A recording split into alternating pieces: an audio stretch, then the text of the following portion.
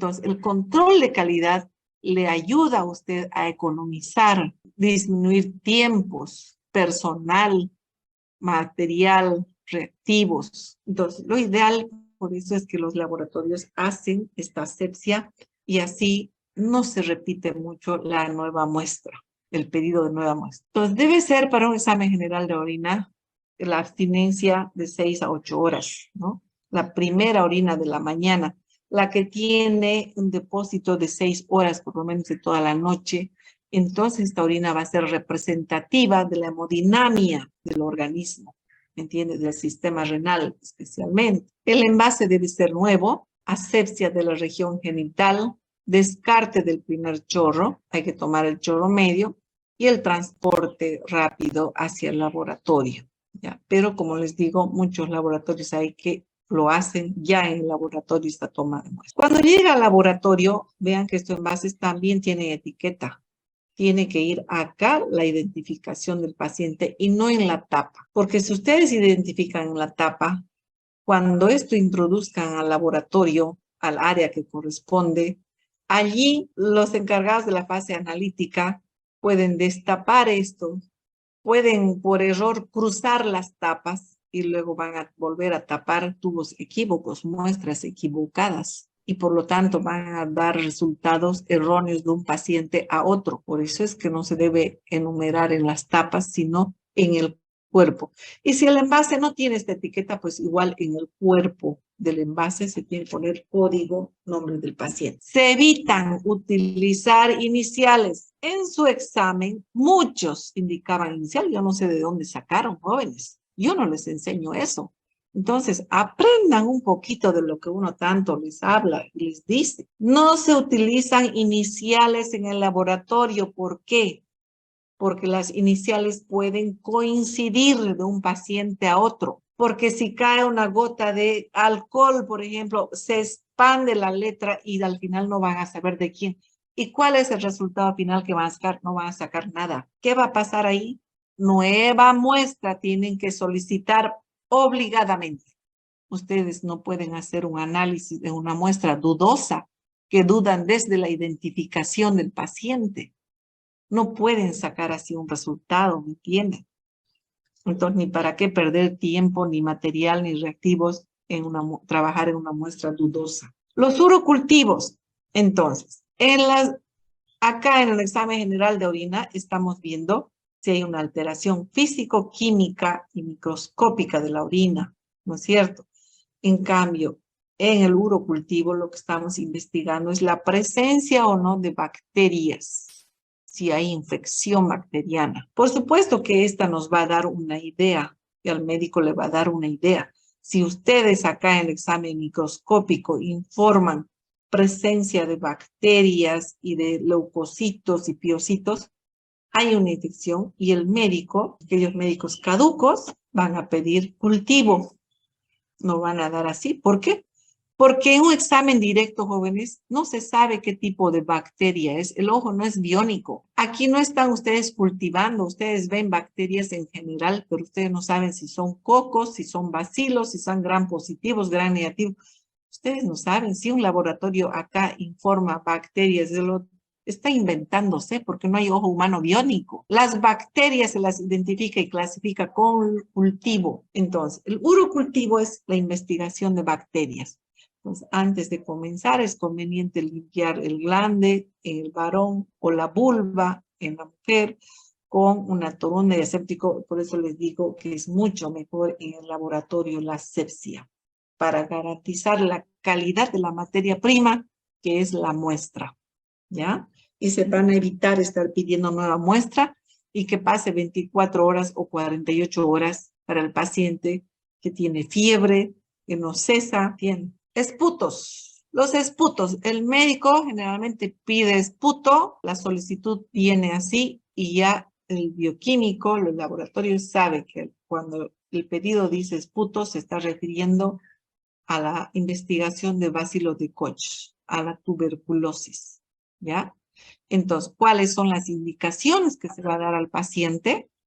Que en la mañana, cuando levante, solamente haga un enjuague con agua de la boca, lo que se llama una buchada de agua, y le escupe, pero que no se sirva alimentos, que no trague, que no se cepille los dientes, porque si no al cepillarse él va a lavar todo, va a tragar y se metió todos los bacilos. Y cuando vaya a tomar la muestra, va a ser una muestra negativa. Entonces, solamente es el enjuague con agua para eliminar el amargo de la boca, de la saliva de toda la noche, nada más. Y luego tiene que expectorar. El gargajo solamente es el que tiene que colocar en el envase que se le tiene que dar, estéril, ¿no? Envase nuevo, límpido. Si el paciente no puede expectorar, pues se puede recostar de barriga, eso le indicamos, recuéstese de barriga con la cabeza colgando un poco y entonces ahí trate de expectorar y va a bajar fácilmente por gravedad el esputo. Una vez que llega la muestra al laboratorio, allí nosotros tenemos que revisar si se trata de muestra salival, es una muestra de esputo. Ahí definimos si la recibimos o no la recibimos la muestra. Libre de alimentos en la mañana. Acá tenemos que saber también datos importantes en este momento, si este paciente está haciendo algún tratamiento para la TB, porque puede que sea un paciente de control. Entonces, en el microscopio, muy diferente se ven los bacilos de pacientes que están haciendo tratamiento, de aquellos pacientes que no lo hacen. Los bacilos se encuentran sanitos. En cambio, es una coma bien sanita. En cambio, un paciente que hace tratamiento, el bacilo parece cortado en 2 o 3 partes, ¿ya? Pero esto tiene que tener mucha experiencia y confirmar bien. Y por supuesto, anotar detrás en orden médica qué es lo que toma el paciente, qué tratamiento está haciendo y a qué hora toma la última dosis. Es muy importante para el analista de la fase analítica. Entonces, ¿no? Se le da todo esto, las indicaciones. Un moco fecal. Entonces, ¿qué estudios vamos a hacer en el moco fecal? Se va a investigar leucocitos, doctora. Muy bien, leucocitos, los diferentes tipos de leucocitos, ¿no? ¿Qué más vamos a investigar en el moco fecal? Bacterias, doctora, gran positiva, gran negativa. Muy bien, ¿qué más? Eritrocitos y levadura. Los leucocitos, ¿a través de qué tinción observamos adecuadamente? Panóptico rápido o la tinción de Giemsa. Ya, muy bien. Por lo tanto, ¿qué tenemos que hacer con la materia fecal? Tenemos que hacer un extendido en portaobjeto. ¿De dónde? ¿De qué parte? De la parte mucosa, de la parte que tiene el mucus, el moco, esa parte del moco, y vamos a agarrar, y de preferencia hay que trabajar con asa, algo más fino, que nos permita alzar el moco. Y hacemos un extendido circular al medio del portaobjeto, que no sea ni grueso ni delgado. Identificamos este portaobjeto con el código del paciente y dejamos secar. Eso para observar los leucocitos. ¿Qué vamos a ver de los leucocitos? ¿Cuáles son los polimorfonucleares y cuáles son los mononucleares? ¿En qué tipo de infección está presente los mononucleares? ¿Bacterianas o infecciones virales? Viral. Los mononucleares, ¿verdad? Que serían los linfocitos. ¿Y los polimorfonucleares? Infección bacteriana. Infección bacteriana. Muy bien. Por lo tanto, la tinción es panóptico, tinción de Giemsa, para observar bien estas, porque esa es la tinción de elección. Luego dijeron que se investigaba bacterias, gram positivas y gram negativas. ¿A través de qué se las identifica estas bacterias? ¿Cómo las observamos? Con la tinción gram. Con la tinción de Gram, muy bien. Por lo tanto, tenemos que hacer otro extendido en otra placa para hacer la tinción de Gram. Igualmente, también alzamos nuevamente con el asa, la parte mucosa, y hacemos el extendido en la parte central del portaobjetos. Se identifica, se deja que seque, para luego hacer la tinción. Y luego, ¿qué nos falta investigar? Puede ser una mediasis, puede ser una yardiasis, el problema de la paciente, del paciente. Por lo tanto, ¿qué preparación vamos a hacer? ¿Un examen directo, doctora? ¿Cómo? ¿Un examen directo? un examen directo. Entonces, ¿cómo vamos a preparar? Con solución fisiológica Solución fisiológica. y Lugol, ¿no? Sí.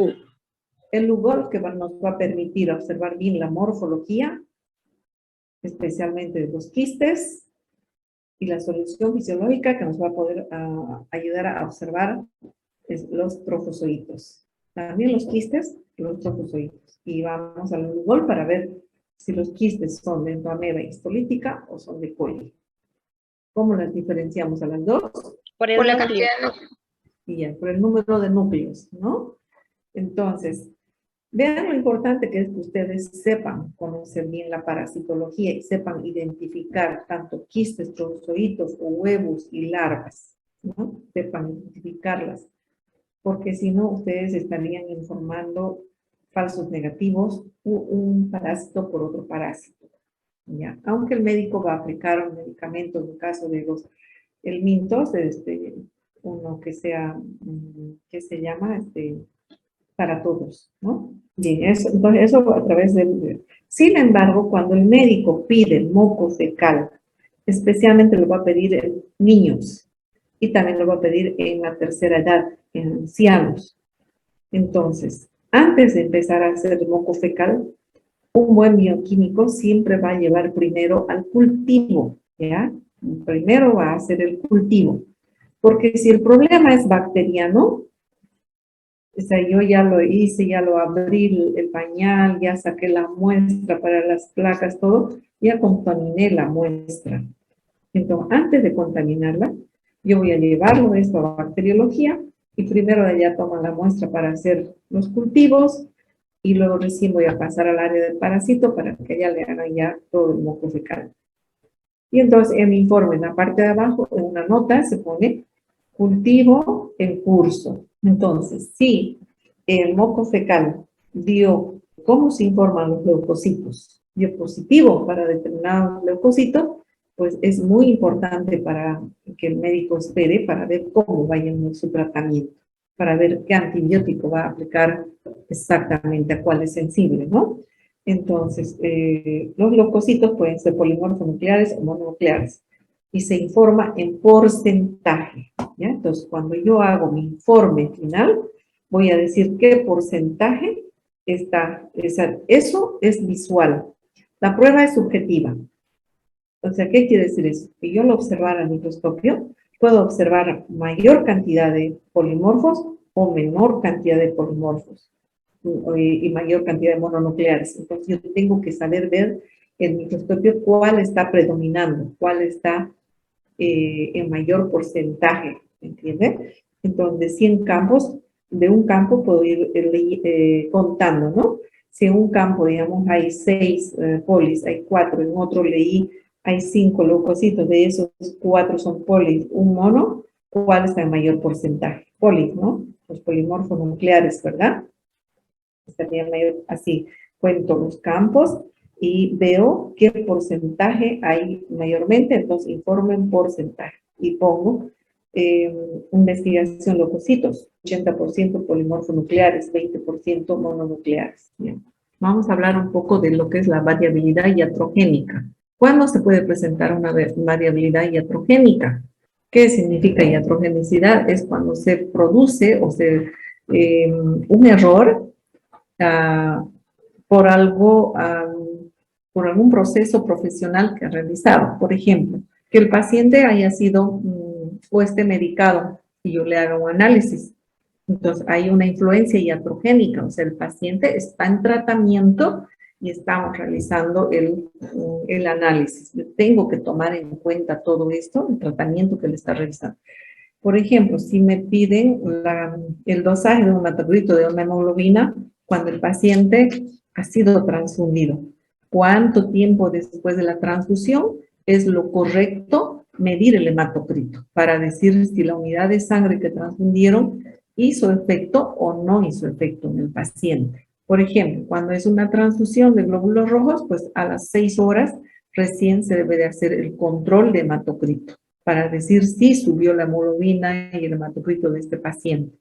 ¿ya? Pero si yo no espero las 6 horas y a la hora ya le estoy haciendo, pues ¿qué va a pasar? Me va a dar un apetito elevado por una hemoconcentración, porque el cuerpo del paciente está reaccionando a esos antígenos que acaban de entrar hace una hora. Entonces yo tengo que saber cuánto tiempo después tengo que hacer la toma de la muestra. También si el paciente recibe tratamiento, ¿en qué momento voy a hacer la toma de la muestra? ¿Qué sería si está manejando antibióticos, está consumiendo? Pues sería momentos antes de la toma de muestra. De consumir la siguiente dosis, hacerle la toma de muestra, ¿no? También, ¿qué más hay en iatrogenicidad? A ver. También, si el paciente ha sido recientemente operado, ha sido sometido a una cirugía, también tengo que tener ese conocimiento de que acaba él de salir de quirófano, por lo tanto allí ha habido pérdida tal vez de sangre, todo, entonces su hematocritohemoglobina va a dar siempre bajo, ¿verdad? Si yo no desconozco esto, pues yo voy a informar un resultado, ¿sí? ¿No? Entonces, tanto el laboratorio como el médico tiene que tomar en cuenta estos aspectos de los tratamientos a los cuales está acabando o está siendo sometido el paciente para pedir un análisis. Tiene que saber en qué momento pedirlo. También el diagnóstico, ¿no? ¿Cuál es el diagnóstico del médico sospecha? A veces, no siempre, pero a veces nos ponen en la orden médica entre signos de interrogación, eso, diabetes, ¿no? Entonces, para que nosotros hagamos un mayor énfasis en controlar, a ver, el dosaje de la glucosa, ya sea en suero, ya sea en orina. También esta variabilidad va a depender de la dosis, del tiempo de tratamiento, de la idiosincrasia del paciente. O sea, no todos los organismos reaccionan de igual manera. Por ejemplo, si hay hermanos que son mellizos, que son gemelos, no siempre por el hecho de ser hermanos van a reaccionar de igual manera. Cada organismo reacciona diferente. Dependerá también de las dosis. Por ejemplo, un paciente que es insulino dependiente, ¿en qué momento tenemos que hacerle la toma de muestra para saber si la glicemia verdadera que tiene el paciente? ¿En qué tiempo llega a torrente sanguíneo la glicemia? ¿En qué momento es su pico máximo de la insulina? ¿Ya?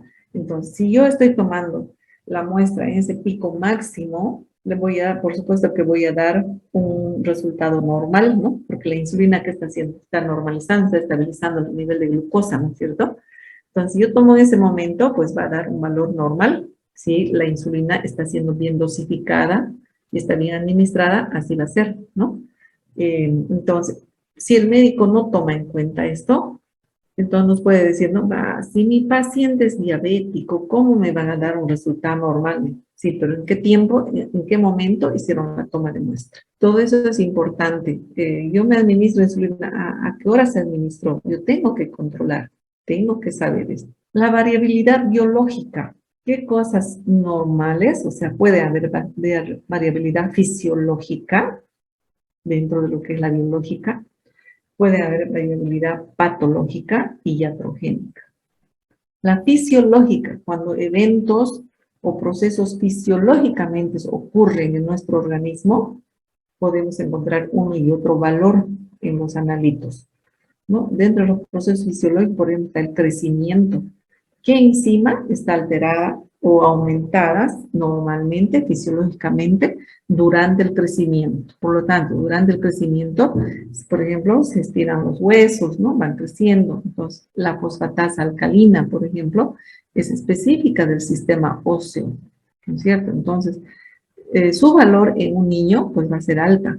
Y eso es fisiológico, o sea, una variabilidad fisiológica. De ahí la importancia de que yo como bioquímico esté haciendo el análisis en la parte de procesos, en la fase analítica, pues tengo rápidamente que fijarme a ver qué edad tiene mi paciente. O si estoy en la fase preanalítica, pues es importante el dato de la edad del paciente para estos casos.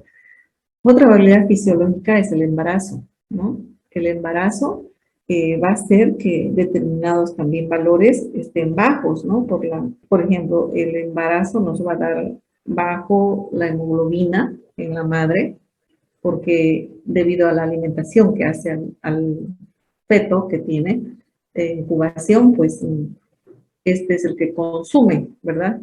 Todos estos nutrientes y por lo tanto la mamá siempre es peor si hace dieta por no engordarse, pues va a estar siempre en anemia, ¿no? O por lo menos en los límites inferiores de los valores de referencia.